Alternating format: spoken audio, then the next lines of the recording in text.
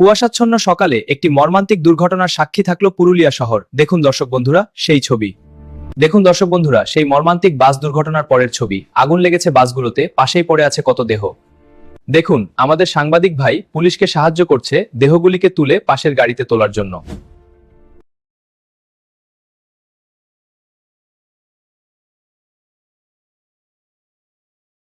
দেহগুলিকে অ্যাম্বুলেন্সের ভিতর রাখছে। সাংবাদিক বিড়াল ভাইয়া কিছু জানতে পারলে এখনো পর্যন্ত জানতে পারিনি এই দেহগুলি কাদের, কোথা থেকে আসছিল। স্যার কি মনে হচ্ছে, কিছু বলুন। এগুলো পিকনিক করতে আসা বাস অযোধ্যা পাহাড়ে যাচ্ছিল। দেখুন বন্ধুরা, আর সাবধান হয়ে যান। এ ভাই, এ স্বর্ণা সকাল সকাল খালি গায়ে এসেছে। এ ভাই, এ স্বর্ণা সকাল সকাল পায়চারি করছে এখানে।